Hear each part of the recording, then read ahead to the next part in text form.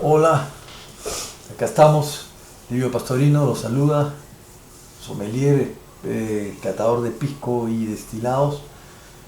Vamos a trabajar. Hoy quería agradecerles antes que nada a todos los suscriptores. Vamos a llegar a los 600 en cualquier momento.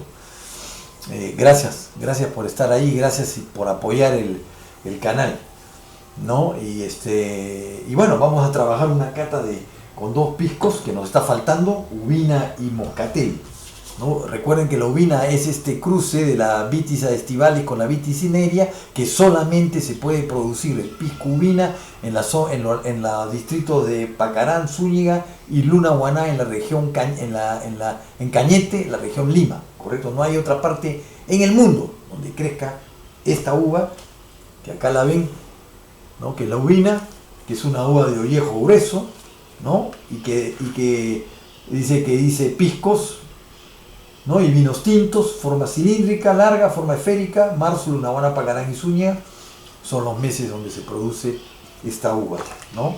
Y que se trabaja este es el apelográfico para que vean.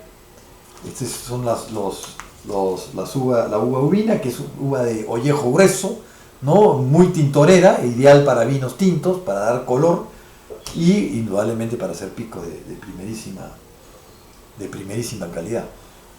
Vista, incoloro, brillante, limpio, ¿no? Vamos a nariz al primero. Este tiene 41 grados. Ay, es una uvina con un alcohol bien equilibrado. La sensación es a olivo, a hoja fresca de olivo fresco, no a olivo de botija, no a la aceituna de botija, sino al olivo, a la planta, a la hoja fresca. Bueno, algo de frutas, hay frutas rojas sobre todo, ¿no? Me da recuerdos a frambuesa o a fresa, ¿no? En tercera olfacción, aparte herbácea, algo de pasas, ¿no?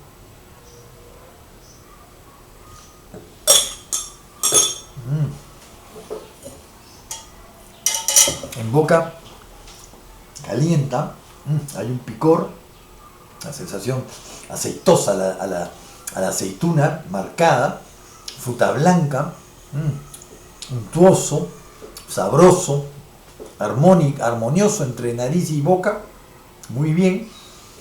El final es a herbáceo, a una especie, podría ser, no sé si a canela, una de estas especies, más a canela diría, algo de pasas.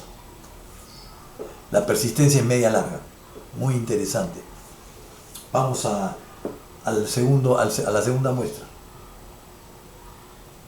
Con esto estamos terminando las catas de muestras menos aromáticas con más aromáticas, ¿correcto?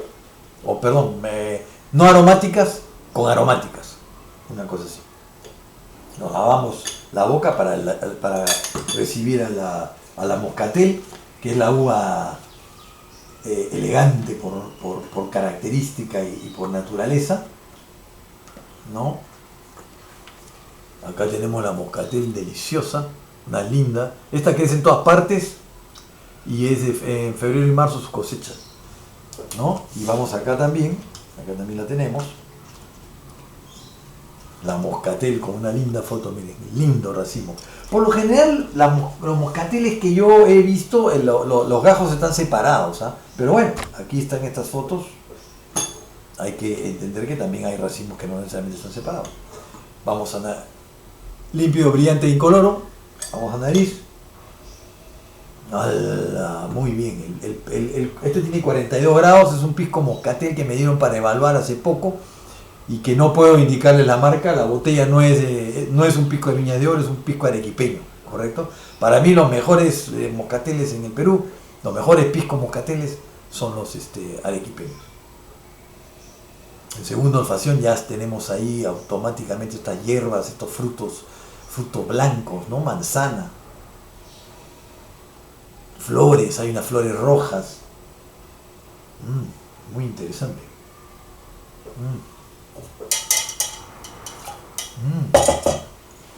En boca cálido.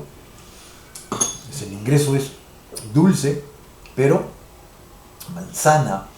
Hay un picor, el picor al ají amarillo, para mí referente característico de la moscatel. Ají amarillo al final, ¿no? A pimienta, ¿no? Esos son los recuerdos que me trae estas sensaciones que tengo en boca. Envuelve la boca, envuelve el paladar. La persistencia es más de 20 segundos, el pisco es óptimo, equilibrado y armonioso, tanto en nariz como en boca. Muy bien. ¿Cómo los acompaño? Yo acompañaría esto con algo con aceite de oliva, ¿no? Habría que ver, un pan con aceite de oliva puede ser, ¿no? Puede ser un pulpo al olivo. En el caso del moscatel, un pay de pecanas, un pay de frutos secos, podría ser nueces, podría ser también un pay de dátiles, podría ser muy interesante. ¿Por qué no? ¿No? Chocolate también, ¿no? También tiene notas a chocolate el moscatel, en algunos casos, muy elegante, un pisco muy elegante, extraordinario. Eso ha sido todo por hoy. Les agradezco su atención, espero que les haya gustado. Pulgar para arriba, clic en la campanita en el YouTube. No se olviden de las preguntas. Como decía mi profesor, la pregunta tonta es la que no se hace. Siempre con responsabilidad. Nos vemos en la próxima. Chao.